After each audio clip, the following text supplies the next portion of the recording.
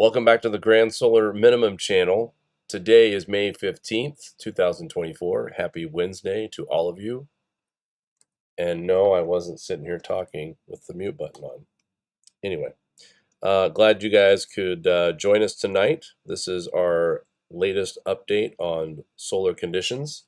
Right now, our solar wind speeds are coming in at 437.4 kilometers per second with a density of 3.92. Sunspot number 185, that is down from just one from our last broadcast. It was at a 186. Still lots of action going on here on our star. We have AR 3664 that is exiting, and now we have unnumbered sunspots that are appearing right now on the eastern limb, southeastern limb especially, where we see the most intense action. We have a KP indice right now of a 3, and the 24-hour max is also a 3. Taking a look at our cosmic radiation dosage rates are still high at -7%, and that's up from 4% over the last 48 hours. Now remember, it's backwards. It's negative is high. The negative percentage is the higher the cosmic radiation dosage rate. So if we were at -12, that would be higher dosage rates than -7. Usually when we're in the maximum, we are in the readings of a plus, +1, +2, +3, or higher, much higher. In fact, spaceweather.com, I think the record is 39. We are obviously nowhere near at +39. So again, this could have been a lot worse, but it wasn't. And like I said on the last broadcast, I feel like that our sun is not as strong when it comes to output. You can say what you want because there's been so many solar flares. That's fine. I'm telling you right now, the strength of these solar flares for a maximum compared to previous solar cycles are not that big. The 8.7 that was unleashed today, or yesterday, I'm sorry, that was big. The biggest of solar cycle 25, 8.7. Again, we had a situation in 2003 where we had X-class 25 and an X-class 47 solar flare that gave us severe geomagnetic storms, the G5, and solar winds of over 1,800 kilometers per second. So for those of you out there who think just because we're seeing a lot of action from the sun during a maximum, well, this is weak output, folks. It's weak. Let's go over to spaceweatherlive.com and take a look at some of our cool tools that we have over there. Our JHelioViewer is finally working correctly. Thank you. Thank you, universe. All right, here we go. Let's take a look at some pretty pictures here. As you see, our sun is very active right now. Lots of sunspots. And too many to name. Just a bunch. And a lot of these are capable for M-class flares. So that's the good news. We're not looking at any major X-class flares. It does say 40% chance, but I don't know about that. Here's what I wanted to show you guys real quick. This is the far side. If I can get a zoom on this. I don't think it'll let me zoom. Of course not. Oh, wait. There's a magnifying glass. Nope. Nope. It's not going to let me increase the size. My apologies, folks. Oh, it's a cute little film here. But I'll pause it because I wanted to show you guys the far side after this very active pattern that we have seen from our sun. This is the far side. There's a giant behemoth that is probably on the exact opposite side of the sun right now, Earth facing. There's all the clusters that we have right now at the southeastern limb. These are the ones departing to the western limb. But interesting to see them all group up right here, getting closer to that equatorial region of the sun. That's how you know you're supposed to be able to indicate what part of the maximum you're in and close to the minimum. So this is starting to get its act together to where it's going to start showing us that we are going to stop seeing its peak activity. But we still have solar flares going off, right? So we can't really count on a timeline at this point. The sun's telling us it's not done yet. And that's fine, right? Ultimately.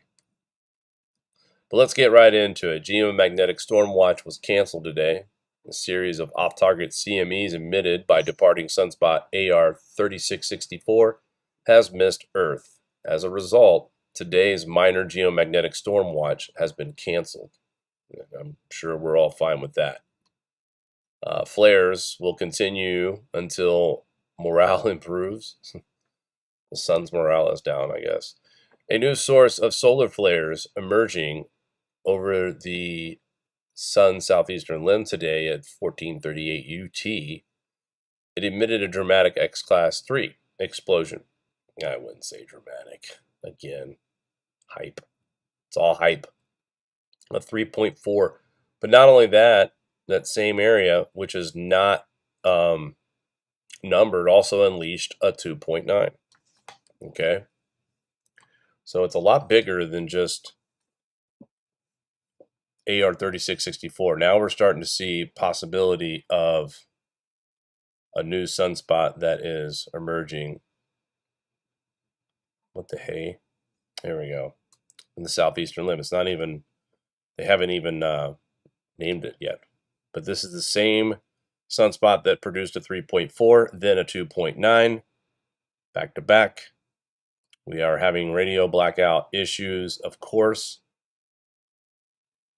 Days of high solar activity continues. Wow.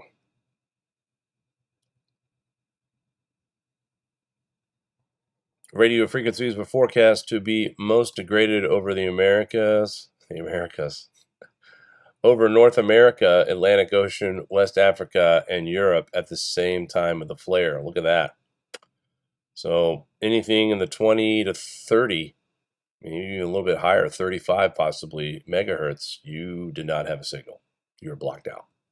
So that's all of North America, South America, not the Americas. That is beautiful, though. I understand Watchers has writers from different parts of the world, but that's still cute. And then, of course, Western Africa, most of Europe. So we are not out of the woods yet. We still have more activity peering around. But right now, the 8.7 from the other day, which I was going to next, is the strongest flare in the solar cycle 25. It's the 16th X-class flare since May 1st. So in 15 days, we've seen 16 X-class flares. Now, this is definitely the most busy that we've seen our sun as far as emitting X-class flares. And the writing's been on the wall for several days about X-class warnings, 40%, 75%. So we do have, we do have, what was I saying? I was looking at the chat. That's why I try not to look at the chat during this. See some questions here. Exiting of yesterday, incoming shot this morning. Grand solar minimum. Do you think a weak La Nina or super La Nina is likely? Yeah. In fact, you read my mind because we're going to show you that here in a little bit. I'll get to that stuff in a minute, guys. Good question. Good question. And I'll tell you another person who also called it about the cooling temperatures, and that's Dr. Roy Spencer. If you go over to his page, drroyspencer.com, he explains the warming, but does also predict that we will start to see a slight cooling in this month. So, I mean, we're at 1.05 over baseline, so that could just mean it's dropping back down to 0.91. Still, he thinks that we're going to see a little bit different in the trends here soon. So we'll keep an eye on that. But today's, or the other day's, May 14th X-class flare of 8.7 was the strongest since the X9 that we had September 10th, 2017. That was the strongest cycle, or that was the strongest flare in cycle 24. So think about it like this: 23, solar cycle 23 had X-class flares of X25 and an X47. And then the next solar cycle in 24, the strongest X-class flare was a 9.3. I remember this. We were living in Buffalo, Mari and I, and we had a lot of lightning. We had a thunderstorm rolling. We had a lot of lightning. And Buffalo is not really an area of thunderstorm alley. It gets heavy rain and stuff like that. But But nonetheless, I remember that we had a G3 to G4 storm. That was of course, at that time we were heading out of a maximum into a minimum. So this was like the last hurrah from the maximum in solar cycle 24. But guys, 9.3, it drops from a 47 to a 9.3. And then right now, so far, we are looking at an 8.7. That could be the highest. It also could go up more. We still have a lot of action. I do believe there is a couple of areas of interest, and this new sunspot that's coming around from the southeastern limb is going to also start showing off as well. But the good news about the solar flare situation with that particular sunspot, there is more of a prediction of C-class and M-class flares. So to me, that's good.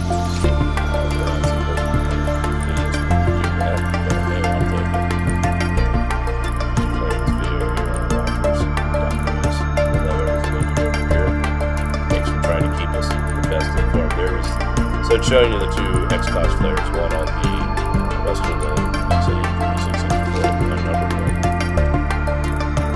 So, yeah, we'll continue to monitor the situation, guys. Right now, I mean, we've seen the worst of the worst, and everything's still okay. So, again, don't be scared, be prepared. The first 10 days of May in the European part of Russia may be recognized as the coldest on record, according to Roman Bilfan of the Russian Hydrometeorological Center. Say that 5 times fast and drunk. Cold air masses from the Arctic Ocean caused temperatures to drop significantly, affecting not only Russia but also Turkey with severe weather. I was wondering why they were including Turkey here in this image. Look at this. It is supposed to be spring over there, guys. In the northern hemisphere, this is not the southern hemisphere. This is what the world is. Conditions right there. This guy here. What is it? Johnny Knoxville here? Who's this guy? Johnny Bravo? Anyway. So, we get a record-breaking temperatures anomaly across the globe.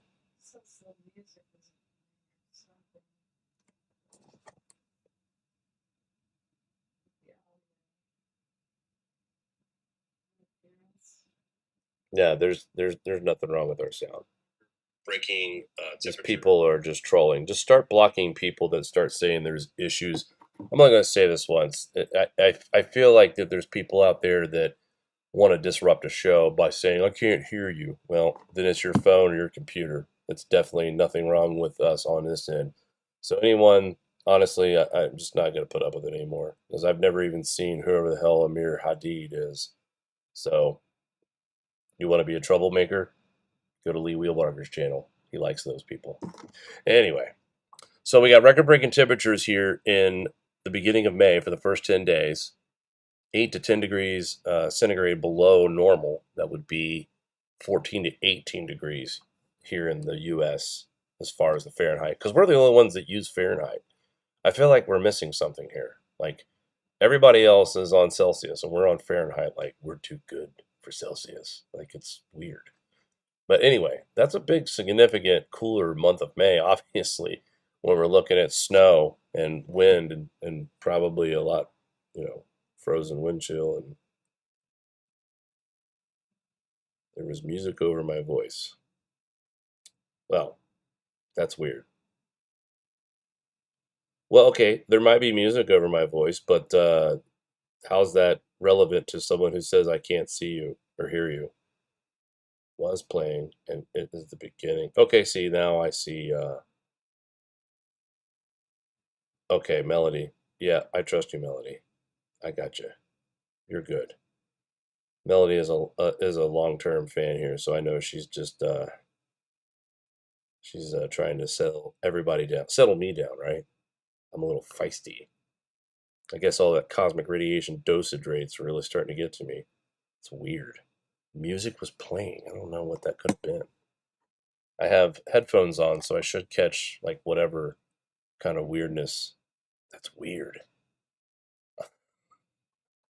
All right, we're moving on. It's cold in Russia and Europe. All right, that's what I was trying to say, but I got distracted. So my apologies. Maybe my blood sugar is getting low, so forgive me for being such a what do you call it, a frumpy old man, almost hostile. I'll have to go back and look at what point of the show and take a look and listen to see what it said. That's weird. Wow. All right. Yeah, you guys are fine. I'm the one who's grouchy. All right, let's take a look at our tropical tidbits. Look at that. Rain, rain, go away. It's not really that bad considering the time of year. But there is a pattern here, and it's coming across Central America through Central United States, I should say, through the Midwest into the Northeast. Typical May pattern going into June. Temperature wise, well, things are getting better with that as well. But lots of storms in this path here. If you guys notice, right in this area, we're seeing lots of action, like a continuance of just storms coming through on this jet stream here. Looking at temperatures, we'll shade them down for you so we can see that. And as we can see, the warmth really isn't that crazy yet. I mean, it is only May, but 25th, we're starting to heat up a little bit. Central parts of Texas getting in the 90s and the triple digits. But that real oppressive heat is staying pretty far south so far. And really, for the rest of us here in the Midwest and the East Coast and the West Coast, just a pretty normal May month with beautiful temperatures. And hopefully, we can dodge some raindrops to enjoy this weather. I don't know about you guys, but I was ready for spring after this winter. Let's take a look at this is the Nino 1-2 region. This is the cold water that's being spilled into the El Nino 3-4 region, which is also causing El Nino to be dead officially. It is neutral now. And to answer your question from earlier in the chat, yes, I do think that we will see. I do think we will see a cooler pattern coming up, but I do think this summer is still going to be hot. It's just not going to be a snap of the finger. And whoa, thank you very, very much, Mr. Matt Bros, for the donation. Very much appreciated. Thank you so much, Matt. You know what that means to us here at this channel. So thank you, sir. But yeah, we're going to experience cooler temperatures in the oceans. In fact, we're already kind of seeing this play out. If you look at this right here, the Nino 1-2 region is already having an effect and is starting to cool off the El Nino 3-4 region. Obviously, we just saw that. But lots of green here out there in the Pacific, especially near Hawaii. Good news with that is good chance of any kind of Pacific hurricane or cyclone to form. It's going to discourage it once it gets to Hawaii just because we're going to see cooler temperatures. It's going to weaken the storm down big time, and we all know the rest. All right, so let's see what we got in the chat. Thank you once again to Matt Bros for the donation. Thank you so much. Matt McDonald, always a pleasure to have you on board, sir, here and Twitter. I see you a lot in Twitter. Lisa B, thank you very much. Melody, good looking out, guys. Again, I didn't mean to initiate that you're the troll, but I apologize here. And let's see, who else? Bear, off license. Lots of new faces here. Lots of new subscribers as well. I know we gained over 100 over the last 4 days, so we're starting to get a presence back, and we want to continue to be a consistent channel that reports. I guess it's all good now. Yeah, I didn't know. People were saying hello, sound, blah, blah, blah. Randy Willis, good to see you. I think he's in Eastern Tennessee. Nice to have you out there. Again, sorry for the audio difficulties.